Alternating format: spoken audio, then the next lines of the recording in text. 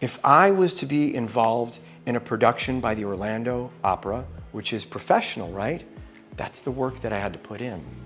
I don't know, maybe that's where the ethic came from. But with most agents, they wing it. Look, would you list your home with me? That's not a presentation. That is not a presentation. That is not what will give a seller confidence to turn over to you selling the most expensive asset that they have in their lives. Which is why agents don't list property in high volume. Unless people know, love, and trust them, like their mother, right? They're not gonna get the deal. Having a scripted presentation makes our results consistent. I will go on 72 listing presentations this year, and I will sell 60 listings. I'm doing the same thing over and over and over and over. Because when we go to the doctor's office, does the doctor, I mean, if you think about it, or your pilot wanted to wing it, let's say you got on an airplane and you see the pilot and he just says, I'm gonna give up the checklist today, never mind. Who would be the first person off of that plane? I would not wanna be on that plane, right?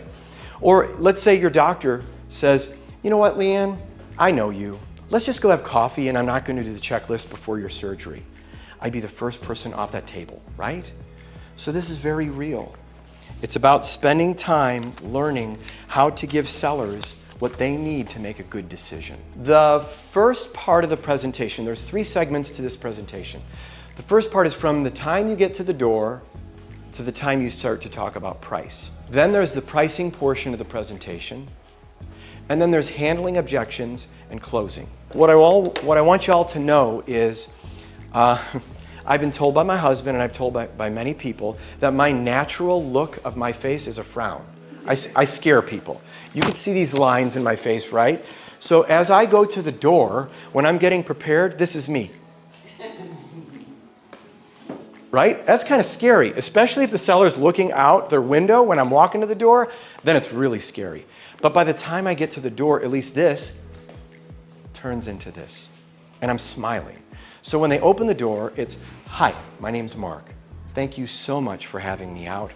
I appreciate the opportunity to see what your fine home has to offer. And then I'm going to ask, would you like me to take my shoes off? Because whose house is it? It's their house, right? Now, even if they say no, if I see a pile of shoes on the floor, my shoes are coming off because it's all about respecting them. This is their space. Then, as we walk through, I'll ask, is it okay if we take a quick look at your home? And then we're walking through the home. So I'm curious, when we get offers that come in, are you gonna wanna include some of this in the property, or did you wanna take it all with you? Now, what did I just do there? When who gets offers that come in? You. When we get offers. If you notice, the second sentence, I'm closing, right? This is a little subtle close that leads ultimately to the end. Because here's the thing, how many times does somebody have to hear something before they actually start to believe it? 3 to 8 to motivate, thank you. And honestly, I think I need to hear them 15 times. So think about it this way. If we wait all the way to the end of our presentation to actually get all 8 of those closes in, that's gonna be weird. That's gonna be awkward, right? So I'm gonna state something because, all right, think about it this way. When you go to the doctor's office, they lead you, don't they? Mr. Ramey, fill this clipboard out. Mr. Ramey, stand on that scale. I don't wanna stand on that scale. Mr. Ramey, stick your arm out so that I can take your blood pressure. Mr. Ramey, the doctor will be with you in about 5 minutes. That gives us confidence. It gives us confidence that the doctor and his team knows what's going on. So as we're walking through the house, I'm going to say, so would you prefer that we have a seat at the kitchen table or the dining room table? Because I don't know about you all, but has this ever happened to you where somehow I end up sitting on the couch and like the seller's way over there and I got a little doggy on my lap and I'm like, how did I get here? How did I even get here? And how can you present from that perspective, right? You can't. So I want to control this, not from a position of control like ego control, but so that they feel like we feel like when we go to the doctor's office. Does that make sense? So now we're sitting at the table, and we never want the table between us because that's a barrier, right? A table between us is a barrier, and now they're on one side and I'm on the other side. Nope, I want one person here and one person here. And there's a reason for that. We want to feel like we're connected, right? So I'm going to look them in the eye and I'm going to say, first and foremost, I just want to say thank you for providing me the opportunity to share some information with you and help you with the sale. I always like to begin these conversations by asking a few questions just to make sure that we're all on the same page. Would that be okay? So the first question that I have, which I really believe I know the answer to already based on our initial conversation on the phone before we met today, is that you all have definitely decided that you would like to have this property sold. You're not interested in doing something else with it, are you? Like holding on to it or renting it? No, we're not interested in doing that. Now, how would I know that already? Pre-qualify, thank you. If we're not pre-qualifying, it's kind of like the doctor saying, you don't need the clipboard. And then you go in, I got a headache, well, let's do surgery.